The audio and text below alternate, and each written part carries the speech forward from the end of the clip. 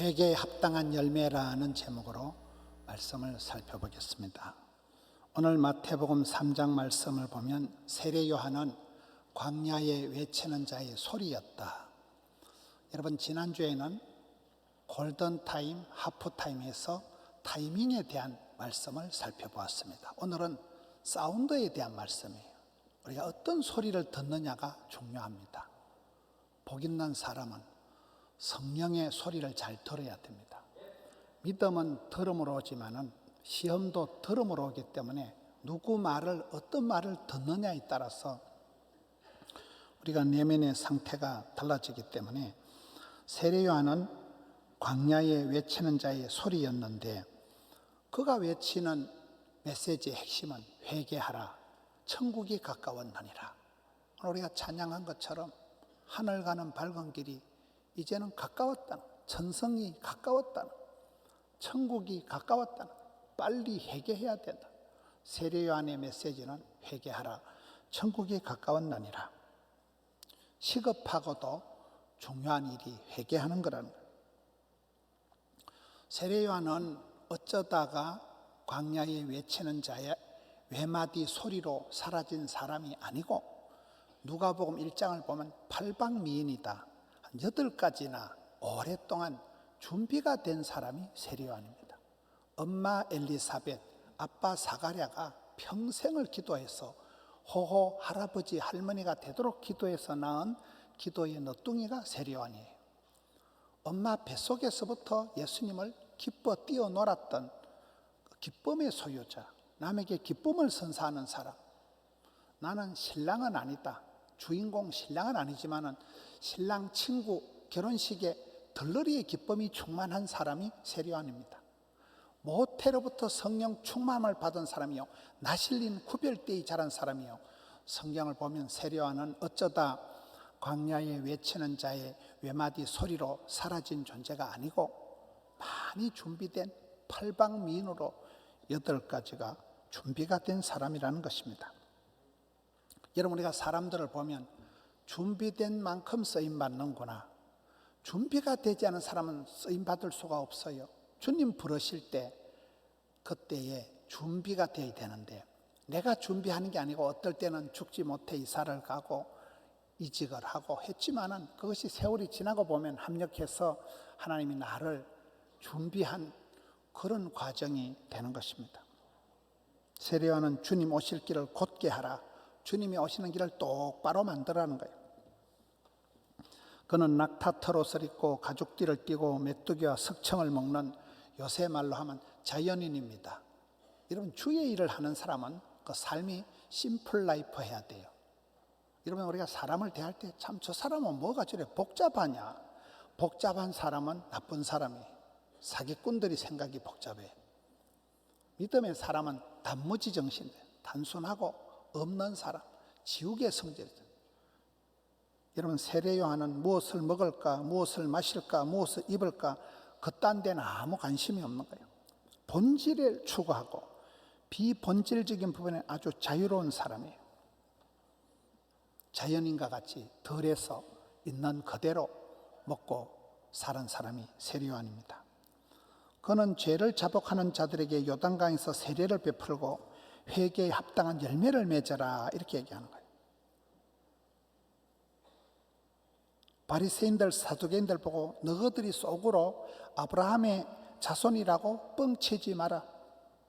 하나님은 이 돌들을 들어서라도 아브라함의 자손을 만들 수 있다. 너희들이 회개하고 회개에 합당한 열매를 맺어라. 회개에 합당한 열매라는 것은, 회개한다는 것은 생각을 바꾼다, 고친다, 돌아선다, 생각이, 행동이 달라져서 삶의 전 영역에서 전인격적으로 변화의 증거가 나타난 것을 회개에 합당한 열매를 맺으라는 거예요. 그렇게 세례 요한이 아주 주님의 길을 예비하면서 꽃길을 예비하고 달달한 말을 하는 게 아니고, 회개하라, 이 독사의 자식들아, 헛소리 하지 마라, 너가 아브라함의 자손이라고 뻥치지 마라, 회개에 합당한 열매를 맺어라. 좋은 열매를 맺지 않은 나무마다 찍혀서 불에 던져버리겠다. 나는 회개를 위한 세례를 베풀지만 내 뒤에 오시는 예수님은 손에 키를 들고 타작마당을 정하게 하사 알곡은 모아 곡간에 들이고 쭉정이는 꺼지지 않는 불에 태워버린다는 거예요. 여러분, 코로나는 알곡과 쭉정이를 확연히 구분시킵니다. 코로나 강풍에 믿음 없는 그 증거가 다 날아가는 거예요. 예배도 안 드리고 부담도 없고 그렇게 됩니다.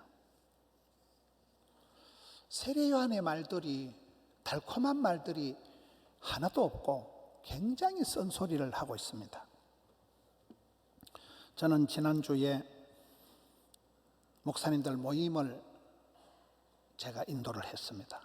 SFC 전국 학생 신앙운동 제가 지도위원장입니다. 그래서 목사님들 전국 36개 노회 대표 목사님들을 다 모아놓고 밤늦게까지 여러 가지 토론을 하는 중에 밤중에 손현보 목사님이 와서 대화하는 시간에 제가 마이크를 드렸는데 손현보 목사님이 대뜸 전도를 하지 않는 SFC는 폐지해야 된다, 이렇게 발언을 했습니다. 대화를 하자고 시작한 모임이 벌집을 쑤셔놓은 듯이 난리가 났습니다. 몇 목사님은 퇴장을 해버리고 제가 사회를 보는데 정신이 하나도 없는 거예요. 난상 토론이 벌어져요. 화를 내면 지는 건데 상당히 당황스러운 시간이 지나고 제가 그 다음날 새벽쯤 돼서 정신이 좀 돌아오더라고요. 제가 손현보 목사님한테 충격을 받은 게 몇 가지 사건이 있습니다. 그 전도는 쉬워요 책을 보면 손현보 목사님 간증 중에 교회 할머니 집사님이 한 분 계신데 예배를 안 드리고 자꾸 고추밭에 가서 고추 농사를 하니까 손현보 목사님이 고추밭에 가서 고추를 어쨌게요? 다 뽑아치워버린 거예요. 무슨 시골교회 목사가 할머니 농사 짓는데 예배 안 드리고 고추 농사 짓는다고 고추 다 뽑아치워버렸다니까요. 그 할머니가 지금 세계교회에 잘 다니고 있습니다. 또 하나의 에피소드는 지난번에 한번 밥을 먹는데 세계교회도 이제 주차장이 복잡하니까 차를 댈 때는 그 녹산공단의 그 공장에다 차를 대고 누구든지 걸어서 교회로 오라 이렇게 광고를 했습니다. 그 교회는 성가대가 없어요. 전도만 열심히 하지 전도하지 않는 성가대 다 없앴습니다. 그리고 어쩌다 한 번씩 찬양대를 이렇게 특송을 하는데 그날 손현보 목사님이 공장에 차를 대고 그래서 교회로 오는데 어떤 것들이 교회 앞에 차를 쫙 대놨더라는 거예요. 이게 누구 차노 물어보니까 성가대원들 차라는 거예요. 그래서 목사님이 예배를 이렇게 저처럼 오늘 사회를 보는데 성가대 순서가 됐을 때 성가대원들 앞에 다 나왔는데 들어가 그대로 쫓아냈다는 거예요. 내가 뭐야 그러면 상처받을 게 있나요? 그런 것들 상처받아도 끄떡없다는 거예요. 오랜만에 성가대 준비를 하고 앞에 다 섰는데 그냥 다 중단시키고 쫓아냈다는 거예요. 그게 손현보 스타일입니다. 손현보 목사님은 굉장히 단순합니다. 직선적입니다. 예배를 위해서 목숨을 걸고 헌법 소원을 한 분입니다. 그분의 삶의 기성전결은 전도예요. 전도가 기본이고 전도가 핵심이고 전도가 사명입니다. 저는 손현보 목사님을 보면서 요즘 시대의 세례 요한 같다 이 생각을 하게 된 겁니다. 전도를 하지 않는 주일학교는 수년 내에 도태가 된다는 거예요. 통계 자료가 2035년 몇 년 안 남았습니다. 2035년이 되면 주일학교가 제로뻥이 된다는 거예요. 충격요법을 써서 그런 파격적인 전망을 내놓습니다. 여러분 병원에 가보시면 의사 선생님들이 좋게 얘기를 할까요? 무섭게 말을 할까요? 의사 선생님들이 아이고 선생님 별거 아닙니다 이러면 그 환자가 내일 다시 진료를 받으러 올까요? 안 올까요? 안 와. 그래서 최악의 상황으로 죽습니다. 그러면 내일 바로 온대요. 여러분 세례요한이 예수님이 오시는 그 꽃길을 준비하면서 달콤한 얘기를 하는 게 아니고 회개해라, 정신 차려라, 헛소리 하지 마라. 이 독사의 자식들아. 계속 그런 얘기를 하는 거예요. 우리나라도 이제 인구의 고령화, 저출산, 수도권에 편중된 경제 상황으로 인해서 지방 소멸 위기가 왔다는 거예요. 여러분이 어릴 때 다녔던 국민학교가 폐교, 분교가 다 됐습니다. 마을들이 사라집니다. 어설픈 애향심을 가지고 고향을 사랑합시다. 아무 소용이 없어요. 의영부영하는 그런 애매한 현상 유지하는 그런 상태로는 뒷감당이 안 됩니다. 해남군, 완도군, 진도군 이쪽을 땅끝 마을이라 그래요. 해남군에 제가 집회를 가보니까 옛날엔 28만 명, 30만 명 가까이 있었는데 지금은 반토막도 안 됩니다. 다 떠나고 사람이 없습니다. 지방이 소멸된다는 거예요. 여러분, 우리가 앞으로 살아가는 세월에 원턴 원치 않던 어떤 조직이든 시스템이 서서히 사라지게 될 것입니다. 우리가 신앙생활할 때 항상 기억해야 되는 것이 촛대가 움직인다는 거예요. 하나님의 축복권이 움직인다는 걸 늘 기억해야 돼요. 여러분, 엘리 집안이 왜 망했습니까? 이가봇, 하나님이 영광을 거두어 가시면 그 자손들은 뻥입니다. 다윗이 범죄했을 때 하나님 성신을 거두지 마옵소서. 하나님이 성신을 거두어 가시면 그건 버린 자식입니다. 여러분, 에서가 울고불고 기도했지만 하나님이 촛대를, 장자권을 에서에게서 야곱에게로 넘겨버리고 난 뒤에는 에서가 울고불고 해도 그는 패족, 멸망당하고 말았습니다. 우리가 이 시대에 하나님의 촛대가, 하나님의 축복권이 어디로 흘러가냐를 봐야 됩니다. 촛대가 움직인다니까요. 내만 꿈쩍을 안 하고 내만 좋고 내만 안심할 일이 아니라는 거예요. 교회의 존재 이유는 무엇일까요? 성도의 삶의 목적은 무엇일까요? 복음 전하는 것입니다. 믿거나 말거나, 때를 얻든지 못 얻든지 복음 전하는 것이 핵심입니다. 전도하지 않는 교회 안에 어떤 조직이라도 폐지되는 게 마땅합니다. 폐지 안 해도 나중에 가면 없어지니까요. 전도는 선택사항이 아니고 필수 조건입니다. 해도 되고 안 해도 되는 것이 아니라 생명과 같은 본질, 기본, 핵심, 사명, 어명이다 이러잖아요. 저는 사람들을 대할 때 저분이 왜 저 분야에서 성공을 했을까? 그 한 분야에서 탁월한 일을 이루고 성공한 분들의 특징은 목숨을 걸었더만요. 그 일에 목을 걸었더만요. 사람이 두 가지 길을 들어야 된다. 죽기 아니면 살기를. 죽기 살기 아니면 까무러치기, 깃발을 들어야 된다니까요. 목숨을 걸고 할 일을 찾은 사람을 사명자라고 하는 것입니다. 엉뚱한데 에너지를, 헛심을 써서는 안 됩니다. 지랄 총량의 법칙이라고 들어봤어요? 엉뚱한데 힘을 썩어 놔버리면 정작 해야 될 때 힘이 없다는 거예요. 우리 에너지가 한계가 되어 있는 거예요. 총량 법칙이 있다는 거예요. 교회는 유지하고 관리하는 조직이 아닙니다. 교회 유지를 위해서 성도들이 존재하는 것이 아닙니다. 살아있는 성도, 예수님의 이름을 부르는 성도가 두세 명만 모이면 반드시 생육하라, 번성하라, 충만하라. 생명 공동체는 그렇게 성장, 부흥, 발전해 나가는 것입니다. 여름 성경학교 학위 수련의 계절이 다가왔습니다. 코로나로 인하여 2년 동안 아무것도 못하고 지나갔습니다. 그래서 이제 잃어버린 한 생명을 찾도록 찾아야 되고 특단의 대책을 세워야 되고 학부모님에 대한, 어린이에 대한, 교사들에 대한 혼연일체가 되어서 묵은 땅을 기경하고 마른 뼈다귀가 살아난 에스겔 골짜기와 같은 성령의 바람을 일으키고 바람이 안 불면 바람개비를 물고 뛰고 집 나간 아들이 돌아오는 탕자의 비유의 말씀처럼 그런 혁신적인 콘텐츠를 가지고 사역을 해야 된다는 거예요. 그런데 현실은 그렇지가 않습니다. 생명이다, 복음이다, 회개다, 구원이다, 영광 이런 단어는 별로 생각이 안 나고 간식을 뭘 줄까?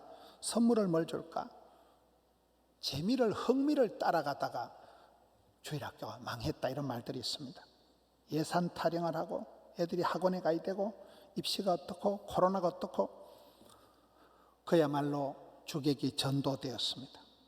번말이 뒤집혀가지고 정신없는 행사를 하는 거예요. 우리가 경험상 보면 여름 성경학교 때 교사 모집이 되면 그 살림살이가 내년까지 그대로 갑니다. 여름 성경학교 때 어린이들이 전도가 되어오면 그 아이들이 그대로 가는 거예요. 여름 성경학교 때 부흥회 때 은혜를 체험하지 못하면 굉장히 심각해요. 여러분 성도들은 주기적으로 정기적으로 예배를 드리다 울고 목이 메고 정기적으로 주기적으로 회개하고 울고 각성하고 정신을 차리는 이런 일들이 있어야 됩니다. 그렇지 않으면 매너리즘에 빠져버리는 거예요. 여러분 이번에 여름 구역 부흥회다 금요일 저녁을 따로 떼놓으세요. 게으른기 정을 초하루날 남하러 간다고 시큰 일도 안 하고 있다가 한여름에 남들 다 휴가 가고 하는데 바쁘닥하고 그러지 마세요. 전교인 학예수련회 금토주일 달랑 3일 저녁만 합니다. 바쁠 일이 없어요. 뚝 잘라 놓으세요. 수년 동안 우리 교회에 청소년들만 4,000명을 전도한 분이 유현태 장로님입니다. 조금 전에 2부 예배를 여기서 드리고 갔습니다. 그런데 이번에 유현태 장로님이 담당하는 덕천 중고등부는 학위 수련을 아예 안 하더만 제가 물어보진 않았는데 땜방하듯이 행사 몇 시간 하는데 수천만 원 들여서 그래 호들갑을 떨 거 아니라는 건 주일날 전도하는데 주일날 예배 드리는데 목숨을 거는 게 차라리 낫다. 그래서 저는 덕천 중고등부는 이번에 학위 수련회 안 하는 걸 좋게 보는 거예요. 생각 없이 하지 말라는 거예요. 정신없이 일을 하지 말라는 거예요. 예수님께서 누가복음 12장 49 내가 불을 던지러 땅에 왔다는 거예요. 내가 이 세상에 화평을 주려고 온 줄로 아느냐? 내가 너희에게 이르노라 분쟁을 하려 왔다. 불을 던지러 오신 분 우리 예수님이십니다. 당장 분위기 좋다고 달달하게 그렇게 해서 서서히 망할 일이라면 처음부터 근본적인 고민을 해야 된다는 거예요. 이런 아픈 환자에게 아까진기나 발라주고 일회용 반창고나 붙여줘서 될 일이 아니라는 거예요. 세례요한은 왜 회개하라 천국에 가까웠다. 회개만이 살 길이고 죽을 각오로 회개하라는 거예요. 대각성을 하는 정신을 차리라는 거예요. 하나님께 멀어진 거리감이 멀어진 그 관계를 아버지께로 돌아가라는 거예요. 초심을 회복하고 흐릿한 초점을 맞추어서 여러분 렌저에 햇빛을 이렇게 모으면 신문지 불이 붙잖아요. 초점을 모으라는 거예요. 마음을 추스리고 핵심을 붙잡으라. 자다가 깰 때가 벌써 되었다. 코로나가 지금 2년 반이 지나가는데 아직까지도 정신을 못 차리지만 정신을 차리라 회개하라는 거예요. 하나님이 나를 부르시고 주님 나를 쓰실 때 세례요한처럼 팔방미인의 오랜 준비가 되어 있어야 된다는 거예요. 기도로 준비하고 실제적인 대비가 안 되어 있으면 나서지 말라는 거예요. 서울의 분당 중앙교회 집회를 가보니까 준비는 철저하게 전투는 치열하게 떠날 때는 말없이 그 교회 구호가 그렇더라고요. 주의 일을 제대로 하기 위해서 세례요한처럼 많은 삶의 부분을 단순화시켜야 됩니다. 무엇을 먹을까 마실까 그런 데 관심 없어야 돼요. 심플하게 살아가야 돼요. 세월을 아끼고 에너지를 비축하고 감정 소모를 줄이고 물질을 모아서 주님 기뻐하시는 일에 강력하게 세례요한처럼 한마디 광야에 외치는 외마디 소리였지만 가장 주의 길을 예비한 여자의 몸으로 태어난 중에 최고의 큰 자가 되어야 됩니다. 내 자신의 기분이 중요하지 않습니다. 사사로운 이익을 따라갈 일이 아닙니다. 하나님이 부르시고 교회가 필요하다면 오늘 우리가 나도 모르게 이기주의적인, 편리주의적인, 합리적인, 쾌락주의적인 게 너무 몸에 젖어 있으면 곤란합니다. 조금만 주차장이 불편해도 조금만 예배 자리가 시원하지 않아도 견디지를 못하는 게 현대인들입니다. 우리 믿음의 선배들은 어땠습니까? 저희들이 어릴 때 시골 교회 같은 데는 뭐 에어컨 이런 건 은간생심입니다. 부채도 못 붙였습니다. 예배 시간에 부채만 붙여도 막 어른들이 혼을 어디 예배 시간에 부채질을 하냐. 예배 시간에 부채도 못 붙였습니다. 회개에 합당한 열매라는 것은, 회개하는 것은 돌이키고 반성하고 변화되는 거라면 생각이 바뀌고 말이 바뀌고 행동이 바뀌고 습관이 바뀌고 입맛이 바뀌고 삶의 전인격적으로 전영역에서 변화된 증거가 나타나는 상태를 회개에 합당한 열매라는 거예요. 열매라는 건 뭡니까? 농사를 다 해서 그 결과가 열매입니다. 저희 교회 뒤쪽에 텃밭들이, 우리 교회 텃밭이 이게 400평이 있습니다. 곳곳에 텃밭이고 수십 명 우리 성도님들이 텃밭에 가꿉니다. 저는 교회에서 이렇게 텃밭을 내려다보면 우리 교회 집사님이란데 제가 그 집사님 얼굴을 한 번도 못 봤어요. 근데 그분이 너무 농사를 잘 짓는 거예요. 저는 가난한 농부의 아들로 자랐으니까 느낌 아니까 제가 그분한테 감동을 받는 거는 일단 그 텃밭에 오랫동안 수그리고 있다는 거예요. 그 코딱지만한 텃밭에 하루 종일 계시는 거예요. 이 땡볕에, 이 무더위에 계속 물을 주고 풀을 뽑고 그 곡식을 하나하나 자식 키우듯이 돌보고 약을 치고 지극정성으로, 제가 그 모습을 보면서 야, 저렇게 농사하니까, 우리 어머니 아버지들이 촌에서 농사할 때 다 우리를 그렇게 키운 거거든요. 하루 종일 덜에 나가서 돈도 안 되는 덜, 그거 농산물요 1년 내도록 지은 거 다 팔아도 구포시장 가면 몇만 원 하면 삽니다. 돈도 안 되는 그거를 우리 어머니 아버지들이 주야장청 그 논두렁에 밭고랑에 머리를 쳐박고 얼굴이 다 익어서 타고 그 폭염에 지극정성을 가지고 하루 종일 일을 하신 그 결과가 우리가 먹는 상추고 농산물이잖아요. 제가 그 집사님이 일하는 모습을 보면서 참 농사를 잘 짓는구나, 그 텃밭을 가꾸는 그 마음으로. 여러분, 회개에 합당한 열매라는 게 그 말이에요. 엉뚱하게 생뚱맞게 싸돌아다니다가 주일날 겨우 예배 1시간 와서 띵하게 앉아있다가 휴대폰을 해야 될 것 같은데요. 그래서 얼렁뚱땅 땜방하듯이 1시간 예배 드리고 가면 어찌하오리까? 세리하니 야이씨, 회개해라, 정신 좀 차리라, 신경 좀 써라, 회개에 합당한 열매를 맺어라. 안 그러면 도끼로 팍 찍어가지고 불에 싸질러 뿌린다는 거예요. 이 오늘 본문의 말씀입니다. 현대인들은 쓴소리 하는 걸 싫어해요. 회개하라 하면 니나 해라, 이런 분위기입니다. 이런 목회자가 성도들 보고 여러분 덥지에, 피곤하지에, 다음 주에 교회도 오지 말고에, 집에서 편안하게 자빠져 주무세요. 그럴 수가 없다니까요. 하늘 가는 밝은 길이 내 앞에 있으니 천국이 가깝다니까, 호련히 간다니까. 그래서 세월을 아끼고 주의 일을 하시라는 거요. 뭐 다음에 볼 일이 아니라니까 이게요. 정신 좀 차리라, 신경 좀 써라, 회개해라. 회개에 합당한 열매가 주렁주렁 맺히게 살아라는 거예요.